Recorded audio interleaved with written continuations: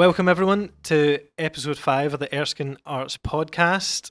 If you haven't checked out the other 4, please do. They're up on this wherever you are. If you're on YouTube, remember to check them out, add them to your playlist, like, comment, subscribe, hit the bell icon to be notified when we upload. And if you're on Spotify or anywhere else podcasts can be found, please follow us or subscribe or whatever the medium is. Got another guest down tonight. Hello. We've got Nelly Kelly. So before I do a wee introduction, just as you know, I'm Jason. I'm Luce. I'm Erica. Erica, when you speak, get right in about it. I'm Erica. Lovely. ASMR voice. So in July 2009, a Bible was put on display in the Gallery of Modern Art alongside the notice, if you feel you've been excluded from the Bible, please write your way back into it. The exhibit, Untitled 2009, was intended to be a reclamation of the Bible as a sacred text. It received a lot of backlash and was condemned as sacrilegious by churches across Scotland and actually globally. 10 years on, and the words collected and its margins have been spoken aloud on stage by a collective of LGBTQ performers. And the writer for said production is here with us today. Welcome, Nelly. Hi.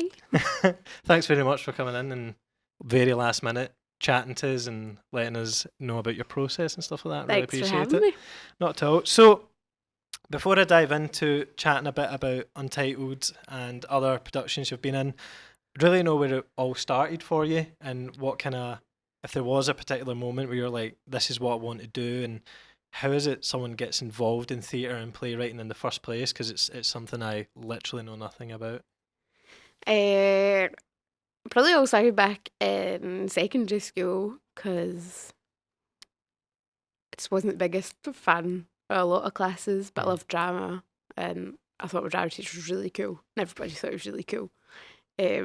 So yeah, I just loved doing that and I kept going for it. And then when it came time to leave, I applied for uni, but I applied for theatre courses because I like drama, and then just went from there.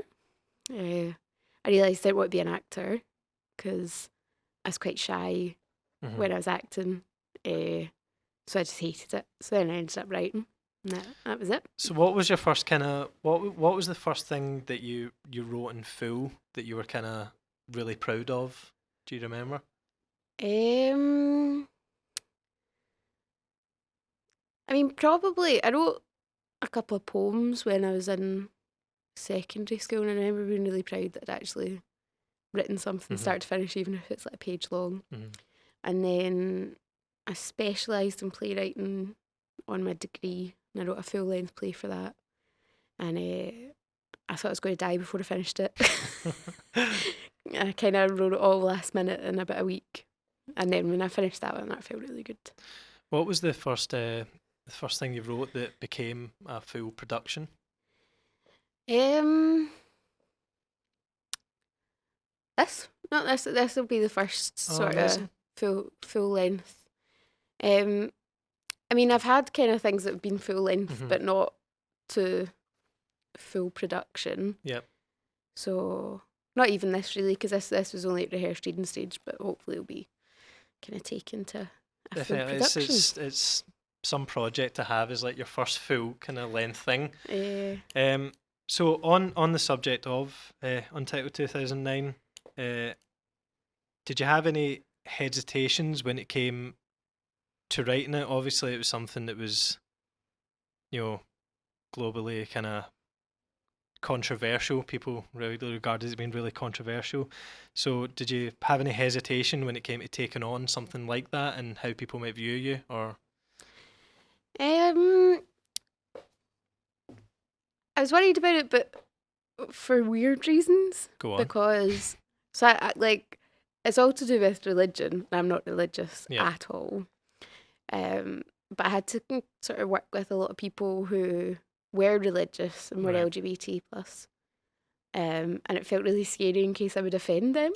Yeah, that's sometimes something you presume that doesn't go hand in hand as well. No. A lot of the time you kind of presume a lot of time someone's LGBT, they're probably not religious, so that's a bit different, isn't it? Yeah. To see the opposite kind of way. Kind of leading on from that, were you hesitant that your own personal views might come out when you're writing it, and trying to be unbiased and working with people that you might not have worked with before? I think I should have been worried about it. 'Cause I was like, it's fine. Like, I don't really have a lot of feelings about it. And then when I started working with them, I was like, do you know what, actually, I'm quite angry at religion. I was sort of stamping about my flat in a really bad mood. My partner's telling me to get over myself. So I wasn't really worried about it until I got into it. And I was like, it's just something that I sort of shut away and never thought about. So as the conversations with LGBT people who are religious, has it kind of opened your mind a bit more? Maybe not to religion itself, but understanding it a bit more and people's views. Yeah, obviously, not everyone's extreme religion or not religious. Some in betweens. Yeah, definitely. I mean, I was quite ignorant in a sense when I started it, because I kind of just had it in my head, how could you be LGBT plus totally. and a person of faith? Like, it didn't make a huge amount of sense to me. So I was kind of meeting a lot of people because I thought I really had to understand it. And one of the person who had curated the exhibition that the Bible was part of had said, and he isn't religious, but he'd said what he learned from doing that 10 years ago was that faith, like gender and sexuality, aren't a choice. Like, you either have faith or you don't have faith. You can't choose to believe in God. You can just choose what you do with it. That's really interesting. I've never thought of it like that. Yeah, so I felt like the penny sort of dropped there, and I was like, all right, yeah, no, that makes a lot of sense. Oh, well. No, I've never ever thought of it like that. It's really interesting. What was your writing process when it came to, obviously, from a book with, scribbles, how did you kind of go through the process of trying to make it a manner that was engaging and kind of flowed as a full production? It doesn't sound easy. It took a lot of work. I took all the comments and I typed them up. So I went through the whole Bible and all the comments book beside it, and it was about 500 odd pages of just comments that people had written. So I started with that, and then I sort of separated it all into threads that were kind of related. Like, if people were talking about Jesus, I'd put that, or like all the negative comments, I'd put them, or silly comments, funny comments, and I sort of split them all that way, and then tried to form a story from it. Was there a few funny drawings as well? There's a lot of funny drawings and a lot of funny phrases. Used to be kind of bringing you into the conversation here. Have you any experience on like thoughts of religion? Like, is it taught at school? I'm not too old, but still outdated enough to not know what's taught in our MPS at school right now. And like, I feel in primary school it was all like, oh, let's go to church at Easter and let's go and pray and sing hymns and things. I didn't go to like a religious school, but I know my friend's school, they used to sing hymns, and like do all this religious stuff, and I never thought that was right because it wasn't a religious school, and if you wanted to do that, then you should have went to a religious school, if you know what I mean. But like, I remember in primary school it was always forced about like this. They never talked about atheism or anything, or just not believing in that, or having any other beliefs than like Christian or like Muslim, like the main ones. And I always thought that was kind of like weird. But in high school we kind of reach out to that sort of stuff, but not as much as I think I'd want to. Well, from first year into second year in high school, I still do find it really interesting, but there was a lot more about different beliefs. And now in third year, all that really happens in our MPS is people throwing chairs around, and it's quite mental, my class. It's usually seen as quite a skive of a class, isn't it? It's interesting though. I never really thought I'd be into it, but like over the years I've found it really interesting learning about what other people believe in. Is atheism taught? It is like like in first year I was like really hard, like be like, I don't want to learn about Christianity and stuff like that. I was like, when can we learn like about the Big Bang and stuff and how what other people believe in? It's a TV show. Yeah, no, because number one hit comedy. Just like, no, but like I just wanted to learn about that stuff because I guess that was what I believed in, and I thought it was kind of not right way I was thinking about it. I was like, well, this is what I believe, so I think we should kind of learn about that, but also because no one ever talks about it. It's always, this is a religion, people go to church and stuff, and it was never like talked about. Yeah. Well, I went to a Catholic school. I went to a Catholic primary school and a Catholic secondary school, and it was really taught there. Taught like lots and lots. Yeah. I always remember when I was like 4th year when we were in our RE class, and they had given us like a piece of paper, and it told you all the different religions of the world and like what they were pro and what they were against, and it gave us it. And essentially the whole point was like that they're all against gay marriage. And I got kicked out of the class because I'd said like, we're a Catholic school and we get taught like there's one true God and you can't worship false gods, but like you've printed all these other religions out that you don't believe in to say this really horrible thing. So Yeah, it's good. I've never had much experience in primary. It was the usual, you sung your hymns. He's got the whole world in his hands, and then you went to church. And it was never really a second thought to it because it was just what you'd done in primary school. It was only when I think we went into high school when I went into high school, we started actually really thinking about things. I'm not religious myself either, and I think that's only when you really start questioning beliefs and why, when there's countless hundreds of gods believed in across the world, that there's Christianity, there's one true God. I know in RMPS they do talk about how can he be all loving, all powerful with This is what happens, or like all the bad stuff. Yeah, that's what I always thought when I was younger. I was like, why if there's a God, why then are children why born with cancer on their bones? Do you know what I mean? If their God's meant to be all loving, and it's a bit cruel. Yeah, if he's meant to be all loving, then why doesn't he love everyone? yeah. Not just Preach.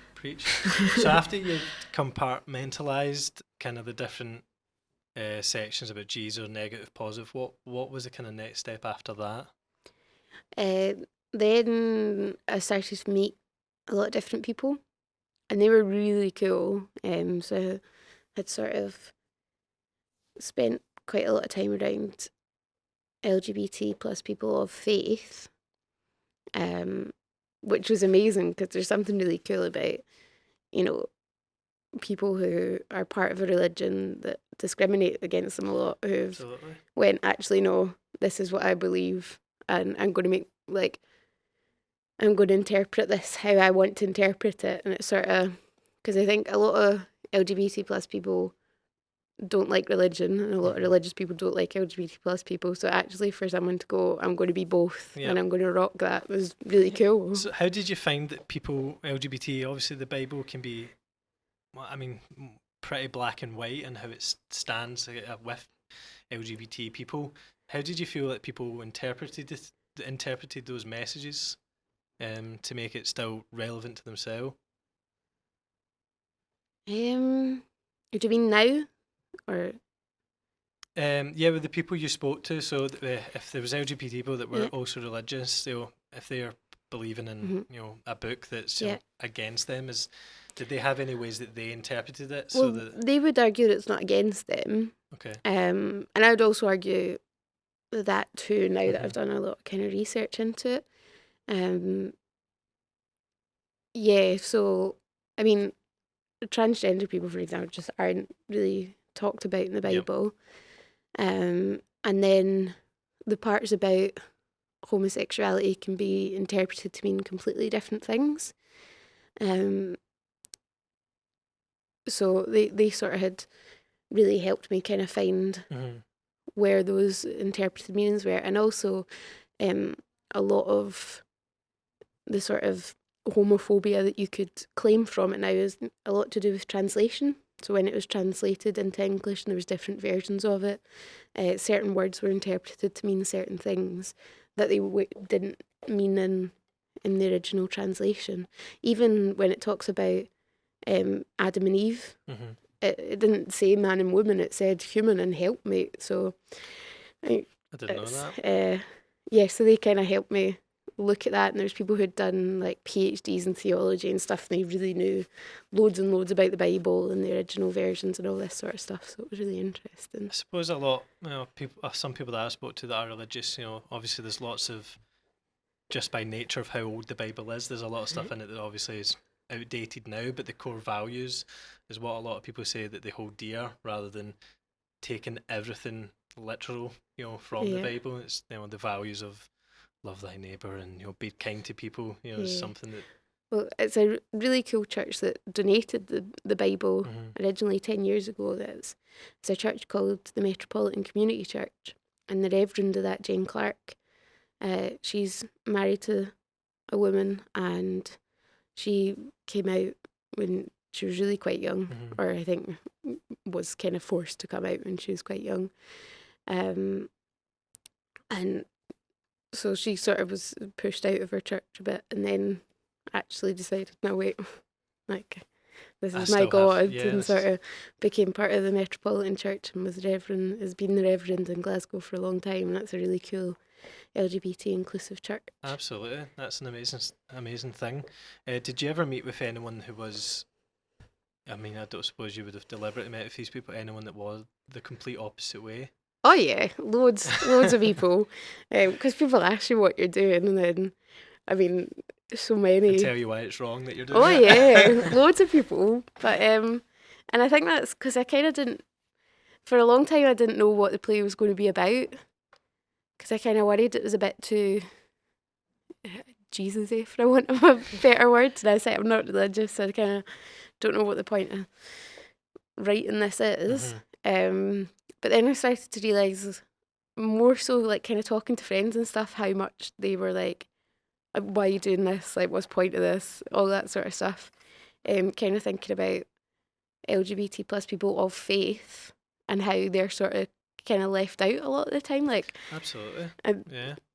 And I think it's kind of, the whole play is about not just necessarily them, but just having any sort of differences. Like, we're all different people, but we're all part of an LGBT plus community, and we've all got to kind of love each other and support each other and all that sort of stuff. So that kind of was what the play ended up being about.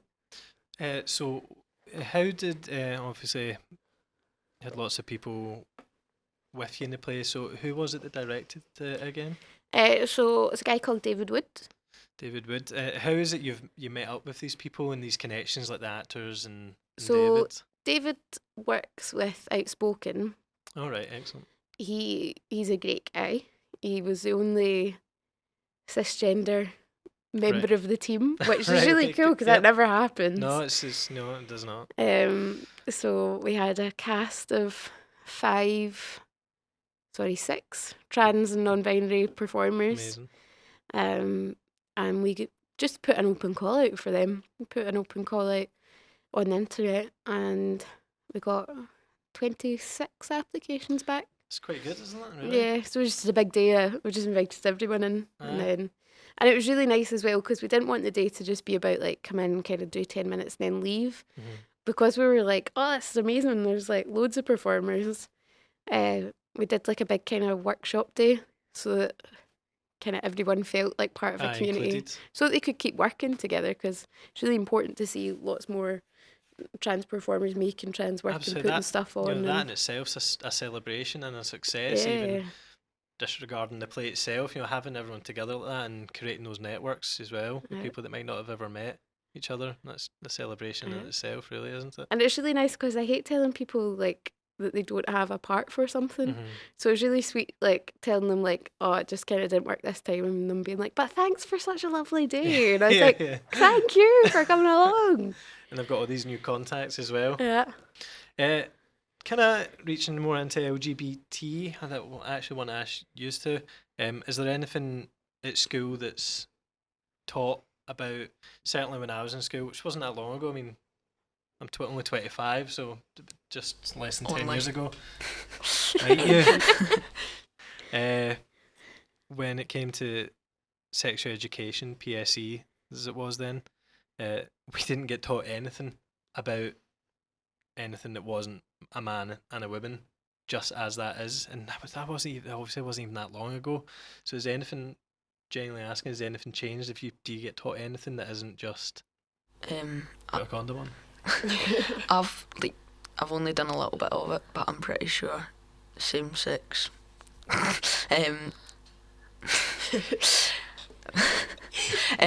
thing was not really brought up much. I think it was only like a couple minutes talking about it compared to the full lesson, which I thought was a bit strange. I'm only in second year, so I've not really Right, done okay. anything. But like I remember in primary school, they did only kind of talk about man and women together, but like we did sort of Vikings. I know this sounds off topic, but it I'm isn't. loving where it's going There's like already. the god of like sexuality and things, and like I never really understood that. I just found it funny because I had the word sex in it, so it was it was but it was like I was like, oh, and then it was like, yeah, this is that, and then they started talking about it, but then it was kind of like, right, let's talk about man and woman now. Like that's not something we need to talk about now. Do you know what I mean? Yeah. Did you have any experiences in high school that was it taught about at all? Oh, I mean, it was only Well, Catholic school wouldn't have been. Yeah. in a very negative Yeah. hellfire sort of way. Yeah. Don't do it. I mean, we barely got taught anything about a man and a woman either. So Of course, I'm a Catholic school. But the news of, don't know if you used to know about this, LGBT inclusive education, is Scotland's the first country in the world to bring that, and that'll be happening in 2021. But as far as I'm aware, it'll be up to religious schools, like Catholic schools, don't need to participate in this, as far as I'm aware. no, that They do as well? do need to. There's excellent. a loophole that they managed to get that meant that Catholic schools actually do need to. Oh, amazing. To what extent they'll do it. Yeah. But yeah, but I was still at school when Section 28 was going on. Mm-hmm. That's when teachers weren't allowed to promote homosexuality. So they like it was illegal for them to in any way be positive about same-sex Is relationships. that in every school or just Catholic That schools? was every single school in the UK, every single school. And they took that away in 2003. So I was quite still at recent, school. do you know what I mean? It's very recent, even Yeah. for something you think about. It's like, oh, it sounds ridiculous, and it really wasn't that long ago that Yeah. I mean, obviously, it's touted a lot that we are in a good country overall, I guess, law-wise and rights-wise, if you are LGBT, but we've still a long way to go. Yeah. It's why this inclusive education is so important, because Absolutely. what happened was in 2003 they stopped that, but teachers were kind of so used to that they weren't given any information on how to change that, or so it sort of never got to a It's point. still just lay Yeah. dormant. Yeah. It's going to be a great thing. We've actually done a few videos on LGBT, the inclusive education coming. So, for those listening that don't know, we have an LGBT group that meets on a Tuesday night called Shout Out. As part of that project, it was funded for a wee while. We went out to other LGBT groups and asked them what they thought of it and why they thought it was really important. And all the groups, they know that it's really important that this education, when it rolls out in 2021, is right and it's current and it makes sense. And all the young people we spoke to were really determined that they need to have a say in what's taught and what happens with it. Is this have you been told anything about this at all? Oh, not really. No, they don't ever like. That's what I'm saying. Like they don't really ever bring anything to talk about it. Like if it comes up, they'll talk about it, but they don't like go. So also this. It's just. Especially being in second year, I'd imagine it's not something that's kind of brought up at all at the moment. Anyway. Just have like an LGBT group in school or anything? Yeah, there is one. I think it's like Monday at lunch or something. Like 5th or 6th years run it. So it's not like teachers or anything that run it, but they allow them to do it. But at least that's good. But there's no like teachers that ever sort of talk about it or say if you want to do this. But like in Sorry, my modern studies teacher brings it up quite a bit, and she's all for it, which is good. And although it's not mentioned a lot, like Erica said, when it's brung up, she'll speak about it, and it's quite interesting. Just have any sort of LGBT teachers? Yeah. Yeah, I think. I only Don't know, name and shame. No, I'm not. I only know one, but they left their school Right. Okay. to move to another one. But that's the only one I know about. I don't know if there's any others. There's quite a few. There was 2 but they moved. I don't know about anyone else. Do you think it's like important? Do you think it's cool to know if teachers are Yeah. LGBT? I think like it helped, not like necessarily like, you have to come and be like, this is my sexuality, just be like open about it, be like, if you know you're wondering, because like the first time anyone really found out about it was in like S1 with my like year group, was when someone said something about husband, and she went, are you assuming we're married, and also are you assuming that it's male? And like they didn't come out and say, oh, I have a girlfriend. It was just they corrected them when they were wrong. So it wasn't like you have to go and be like, yo. Yes. It's wee things. I mean, we're lucky with the group. Obviously, you both included, the group of young people that we work with. You know, it's never really a massive topic for discussion whether someone is or isn't this or that, because in its nicest way, our young people don't care. Yeah. Do you know what I mean? They just, people are who they are, and Yeah. that's something we've always kind of strived. I'm gay myself. That strive to kind of create, here's just this inclusive environment that you don't even need to worry about. Are they this or do they think I'm this and that? Because the kids here just don't care. Yeah. Yeah, yeah, we don't care. We don't care about it. Yeah, that's the thing in school. Like everyone's like, "Oh my god, are you gay? Or are you this?" Yeah. And it's like it doesn't matter. Like, No. And you'll why see do you you'll care? It see the doesn't certain group change of anything. yeah, totally. And you'll see the certain group of people that do find it a big upheaval, or not a group of people you particularly are interested in probably hanging about with anyway. The local young team. We've had a few people down, and this goes broader. The whole thing of not judging a book by its cover right away. It goes even beyond LGBT. We've had young people down to our group before who came down to the LGBT group, and I was like, are they here just to bam me up? Just by the way they were, I'm not going to go into much detail. We had a young person say, I don't know if I'm LGBT. Mm-hmm. I don't know yet. I'm only whatever age they are, 14, 15, 13, whatever. I don't know yet, but I've got friends who are. And said really something quite poignant was, I see people making fun of them, and I don't think it's right, even if I'm not. Yeah. So things like that, even coming from young people, it's a big step forward in that this mentality. It's changing. You know what I mean, more and more young people that are growing up are just like, and what? So what? Yeah. So what? It's really It's- amazing. Yeah, see what you're saying about that. Like, if someone makes fun of, like, not even my friend, just even someone I don't like, but even if they're like part of the LGBTQ community or anything that I don't believe in, if they're saying something about it, and I stand up for them, it doesn't mean that I am part of that. It just means I want to support them, and I don't think it's wrong, but I'm not part of it. It just Yeah, people think that you are when you say that. Yeah, and that's something that we're trying hard here to get that dispelled. And that's even part of the reason where maybe tonight's not got as much turnout. Sometimes as soon as and it happens subconsciously, I don't think young people know they do it, but if you put LGBT in something, someone's like, if I go to this, maybe my mate's going to think I'm gay or whatever it is. It's really interesting. Which is just, it's totally not the case at all. And we've been quite grateful to have some young people down who have been like, listen, I'm not gay, but I want to find out about this, or I want to support people who are, because they're having a tough time with something that I'm not going to have to go through. So it is changing. It's so important. I think you need really good allies everywhere, and they're just as important. Definitely. I had a rehearsed reading earlier in the year of a play that really helped me kind of in my work, and the person who'd organised that it's called the Pride Plays, and she is a straight woman putting the Pride Plays on, and it's amazing like that she's done all this stuff, and she sort of brought these plays together, and they were so good, and people sort of questioned why she was doing it, and she was like, because we need to put these plays on, we need to hear these plays, and this is amazing.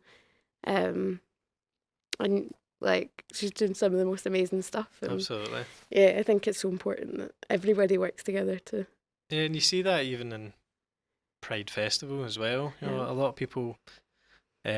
We've had some young people come to us saying, our parents don't want us to go to Pride, or regardless of what you think of Pride, and Glasgow Pride's obviously went through a bit of craziness in the last kind of wee while. But a lot of young people saying our parents don't want us to go to it because they think it's really adult and stuff like that. But I've only been to a few. I didn't go to last year's, but the prize that I have been, it's a family event, It and there's is. people, husband and wife, with their kids and the dog dressed up, Yeah. running about in rainbows or whatever, and really taking part in a celebration for just letting love be love and letting And people kids just be love into it. Pride. It's all Yeah. glitter and rainbows Yeah, and what's not to like? music and Unicorns. Yeah. What's not to like in it? You know what I mean?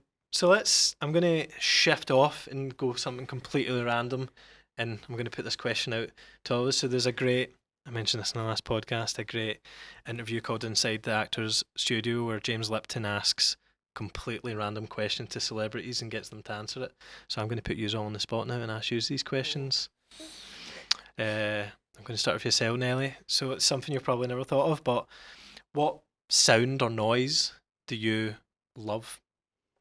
I love the sound of the toaster. Like when it's finished or while when it it's pops up, like when toast pops up. That is not an answer I expected Love to it. hear. I mean, I think also I just really like food, so I'm like, it's Yeah. first thing in the morning, and I'm preaching like, to the choir breakfast is here with ready. that. So happy. What about yourself, Erica? Like the sound like the kettle going, or like like the whistling. No, not the whistling. When it like clicks, I know it's ready. I'm like, yes. You're like, coffee is ready. It's coffee No, time. tea. Tea. How do you take your tea? Like depends what it is. If it's gingerbread tea, I can take different things with it, or if it's just normal English tea. Gingerbread tea? I've never It's heard so of that. good. Just- I drink it every day in the winter. Just I need rhyming it some off of like that. it's a total normal tea that people drink every day. Yeah, well, it's I a had normal gingerbread tea. tea like I drink nearly every day, but yeah, also like Where'd you get this gingerbread tea? you get it as Twinings, so it's just like there's cherry bakewell and stuff. I just Do they not do a salted? They do a salted caramel. I've They got do, that. they're I've got good. that in my cupboard. I've been having one of them. Gets you festive. See if you're having black tea. Milk in first or after? what just like Do you normal put- tea. Yeah, normal tea. After that's bugging. Good. Are we all in No agreement with offense, that? no offense, not being rude, but I don't have tea, but I imagine that's what I'd do. What about you, Lewis? What noise do you love? I'm gonna go very bog standard, but probably crunching of leaves or That's a good one, by the way. foot stepping in snow. And That's also a good noise. I may as very well. poetic there, Liz. Yeah, the crunching of leaves. What's your favourite noise? don't say guitar. No, because that can be a horrible noise as well. It'd be really bad to go with stereotypical ones like the opening of a can, or I didn't think of that. or the hit of a pool ball. I was thinking That's that. a great noise as That well. is. Going backwards, Lewis, what noise or sound do you hate? Anything like particularly loud. Just not into loud noises. Nah. What about yourself, Erica? I was fighting with a certain family member about this the other day. Like the sound of clapping, like really loud clapping, they've banned it in a uni because it triggers people's anxiety. So they're doing jazz hands instead, which I thought was really good. I was like, this family member was like really anxious. Like they were like, grr, like, oh, why can't we just clap? It's only like clapping. I was like, yeah, but it'd be different if you thought about someone with like autism. If that triggered them, well, it's the same with anyone with like anxiety. It can trigger them. I don't like the sound of like loud I mean, clapping. a room of jazz hands sounds amazing. I'd much Yeah, prefer it's the cool. thought, the It's sound Cool, of that. just look around and be So like, sassy. But at what point is a uni clapping so much that it becomes an issue? Like, Graduation. oh well, I suppose so. but or even Just if the whole like place sitting doing in that. class, That's like fantastic. or even in like classy like RMPS mostly, or English or French. They're the three main subjects where it's just screaming. Yeah. Like that class, that sound in that class is just hell. It's just people screaming their heads off and throwing things. Sort of like a Monday night here with all of you. More like a Friday night. Tuesday Like a 4 to Friday 5. night, yeah. What about yourself? I really don't like when people breathe really loudly through their mouth. I'll Like- sit back from the mic. I know I'm just like breathing No, all it's day. just like, and it's so bad because I know that like if someone's got a cold or something, they can't help it. But But like it still something in my annoys you. head is like, oh, I Oh, hate it is that so annoying. What much. if they have asthma? My dad. I've got asthma and I'm still like, I still hate it. My I dad really- has it. He's like dead wheezy because he's Yeah. a really heavy smoker. He's like, and like it's horrible. Like you see Darth that if Vader. like he falls asleep, he's like, it's horrible. It's just weird. You know this is going on the internet, yeah. Yeah, that's fine. My dad doesn't know how to use the internet. Face tube Okay, and all that boomer. jazz. I know. Oh, wow, I'm a bit too young to be getting called that. All right, not me. All right. For me, noise-wise, there's two. Sorry, Mum, actually, for the second one. But a knife and fork on a plate that hasn't got food on it drives me... Yeah, you can actually picture it, can't you? Drives me up the wall. And my mum eating or drinking anything, but only specifically my mum, has a really... I think she does it deliberately, where I'll phone my mum twice a day, probably more than most people actually get in contact with their mum, deliberately pours a cup of tea just as I phone and slurps it right up to the phone on it. It drives me bandy. So do you just phone twice a day just to get yourself wound up? No, I always think maybe the next time I phone there won't be any tea in this scenario, and there always is tea or coffee or just some drink. I think just makes the noises just to annoy me. See, like cracking the like fingers or any bones, my friend don't even. I'm not gonna. I'll cry. I do. My friend does it all the time. I'm like, oh, don't even crack your knuckles. No, I really My mum hates that, but I crack my I don't like knuckles it. all the It's time. not even I like won't you it do for that. you like you do it whatever you want with your bones, but Just like don't do it with me. yeah, exactly. And it, like, see, my friend does this too because she's not very nice to me. She like takes paper and it rubs at, like the edges. I don't know if you've ever heard it before, but like it rubs at the edges. Yeah, that it's horrible. Like it gives me the heebies. Oh well, yeah. All those noises are horrible. Yeah. Yeah, nice noises are nice though. Have you ever heard of Desert Island Discs? I think we were playing the other day. It was the one we done it last night. So in Desert Island Discs, people asked for, we're not going to do as much, we'll be here forever. You're stranded on a desert island, and you're Good allowed start. 8 albums, 1 book, and 1 luxury item. Now we're not going to do 8 albums because we're going to be here all day, but can we're going to only do name one. one. And you can only name one anyway. So we're going to do one. If you're so you get in Desert Island Discs, you get the Bible, funnily enough, bringing it back, and the entire work of Shakespeare. You get that as a given. So if you could bring 1 album, 1 book, and 1 luxury item to Desert Island, Erica, you can start us off. What would you bring? Not to be disrespectful, but see if we get the book, can we use it as firewood? The Bible, can we use it? As Shakespeare would probably be better with that. I'd have thought there's more of that to burn. There's a lot of Shakespeare. There's a lot of Shakespeare. So Erica, what album, Ah, book, and luxury item? I know, because like there's a lot of great albums, but see after a while, just listening and listening and listening, it just get repetitive, I guess. But I meant repetitive there. I forgot English. Sorry. Sorry, I read between the lines. I'm trying to think like not like lo-fi music, just like a beat, just soft beat, so you could just listen to that instead of like words and like just So like a greatest of lo-fi, yeah, just like a mixtape. chill. Yeah, So like just the Bon Iver album. That's a good album. it's just like something chill, so you can just like chill to it, and, like, but also you kind of want something to like be like, I'm angry, I'm stuck on this desert island, so it'd be like kind of Something to make you more angry. What about a book? um So it's a dangerous question with young people and they say that they've not read a book before. uh, I don't read much. maybe can like comics and manga. Why Was not? it, like one either like comics or manga or Sunflowers in February. What's that? It's a book about a girl who dies, and well, cheery, I know. It starts off and she gets hit by a car and she dies, but she doesn't realise, but that she sees her dead body.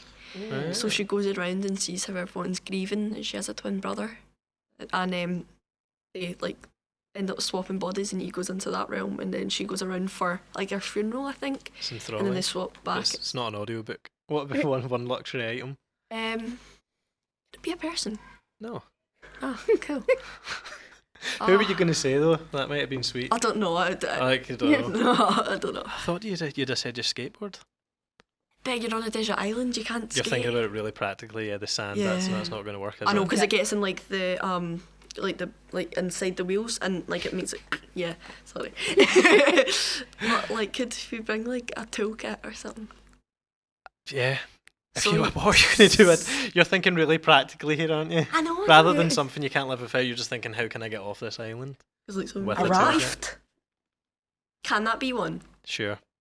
Yes, thank you for that, Lewis. That's now mine. What about You can't yourself, get that. Lewis? What about an album? Can I ask a question first? Go on. What's a manga? Is that like I remember. It's basically like anime, but in a book, and you read it backwards. Oh, that weird book that you had walking to lunch. The That teal was one. not manga. That was. Don't even start me. I'll hit you. But no, it's not that, and it's not what you said it was. It's not what it is. It's manga, but you read it backwards. So like from the back, you go like that. That's kind of confusing because you go back and you're like, I've read that. Oh, right, okay. Yeah, a manga's read, a Japanese read from back to front. What about an album, Lewis? Go on. Tom Maguire and the Brassos, newest one. I'm pretty sure it's just called Tom Maguire and the Brassos. Nice one. What about a book? The Hobbit. Cool. And a luxury item?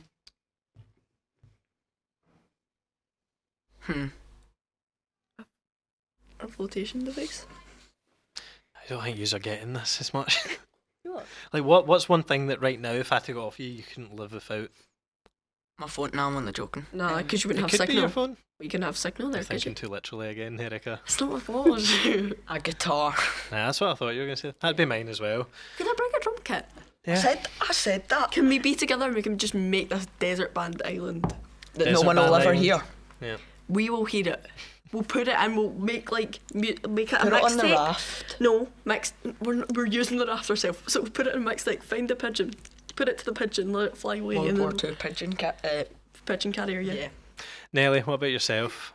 An Um, album, a book, and a luxury item.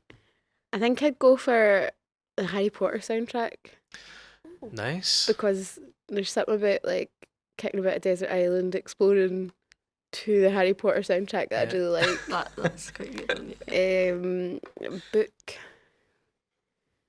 A really cool book called Woman on the Edge of Time. All right, okay. It's all like set in the past but also set in the future, and it's really cool. And it's all like about an ideal society in the future, Oh, or like a nice. really bad, like glued to technology future, and it's really cool. So Nice I one. just take that book, and I'd probably take a rubber ring. 'cause- That's a good. That's yeah. a good answer. Yeah. and or a bed. Maybe I'd take my bed. Is Sam Yeah. comfy? That. Can we run like a kitchen?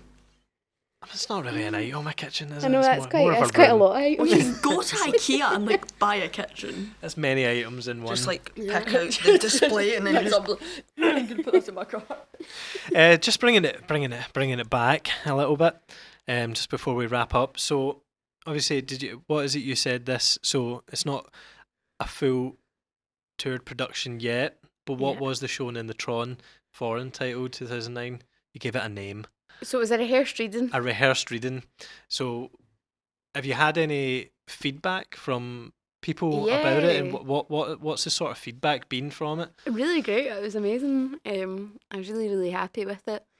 So loads of people came because it was on the main stage in the middle of the afternoon for a Mhm. rehearsed reading. So we didn't Yep. think there was going to be huge amounts of people. So the sort of balcony area had been Shut cut off. But Yep. they had to open that because there's loads of people there. Excellent. But it's really cool because it wasn't like a lot of other people do go to theatre quite often, but there's so many people there who just like wanted to come because it was 6 trans non-binary people on stage who thought that was really Absolutely. cool No, and they never really definitely. heard about that. So yeah, no, it was like Did you have people people were waiting really- about really then enjoyed to it. talk to you about it? yeah, loads of people, and they were giving really good feedback or people messaging me stuff about it. Yeah, people really loved it, and I think a lot of people were apprehensive because it was about the Bible and all that sort of stuff. So it seemed like everybody was kept quite happy with it, which is weird because a lot of the work that I do, I'm kind of like, it doesn't matter if people are happy, I don't really mind. It's for me. Yeah. Yeah. Whereas this one, I actually kind of did want everyone to leave feeling quite happy. Because I Um, suppose it was kind of it already. I don't want to come across weird. It already sort of didn't belong to you because it was based off of something. Yeah. An exhibition. It already was it is there. Do you Yeah. know what I mean? So I guess you wanted to really please. Yeah. You Well, know, in a way, it felt like a celebration Aye. because when it was done 10 years ago, so just like having the Bible in the Gallery of Modern Art mhm, and people going in to write on it, like there was loads of backlash of it. Mhm. And the Daily Mail kind of put this newspaper story out And even the Pope chimed in and he was like, this would never happen to the Quran, this is terrible, like how dare Glasgow do this. That's my next exhibition, actually. Yeah, The so Quran. it was like put behind this glass case, and there's loads of protesters outside, and people were writing really horrible things in the comments book for it and stuff. So like a lot of the play now, 10 years on, is about this celebration that we can have 6 trans and non-binary actors on the stage, and they can be doing this, and there's nobody protesting outside. That's amazing. And as well, because it was part of the 10-year anniversary of a play called The Gospel According to Jesus, Queen of Heaven. Yes. And that was like the first play that I've ever heard of that went on that was, so a trans woman wrote it and she performed it, and she imagined that Jesus came back as a trans woman. And the whole play is about how this makes sense, because Jesus was always around like people who were like shunned by society and everybody else didn't like, and Jesus always was like really loving and caring of like all those people, and that's who he spent his time with. So he would come back as a trans woman because that's the best thing he could do. And it's like a really lovely play, and it's like you leave feeling so warm. But there's loads of protests outside 10 years ago when that happened, and Joe, who wrote the play, had to like go in through the back door and stuff, and that was all really kind of horrible for her. So I kind of wanted this to be about a celebration of how far we've come, but also an acknowledgement that like we can do better for everyone in our community, so that we can do like bigger, better things. Absolutely. Have you noticed a shift in attitudes then, just in the last 10 years, or even from when you were in high school or whatever? Have you noticed kind of a shift in attitudes towards LGBT plus people? Have you noticed a change? Oh yeah, I like my partner, she's a teacher, and she kind of tells me about how amazing like all the kids are and how they like know loads of stuff. Like young people are really like switched on, and like you have the internet now, and you have like access to lots of stuff that people before you didn't really have. But I think there is a kind of generation gap where like people who are older sometimes haven't always quite caught up to that way of thinking. But Absolutely. it's really exciting because I think 10 years from now we'll look like we're way behind in the times. I know. Then you can call me a boomer. Although you'll be older, then you'll be my age at that point then, won't you? Well, thank you very, very much for coming and talking to us very last minute. Really appreciated you coming Thanks down. for having me. Thanks, Lewis. Thanks, Erica. Again, if you're on YouTube, please do like the video, comment, let us know what other sort of stuff you want to hear in the future. If you're on Spotify or anything else, please follow us. That was a wee visual cue. If you're on Spotify, you wouldn't have got that. And thanks for watching. Thanks And for enter listening. our free V-Bucks giveaway. That is not endorsed or represented by the company. Right, thanks very much. See you later. Bye.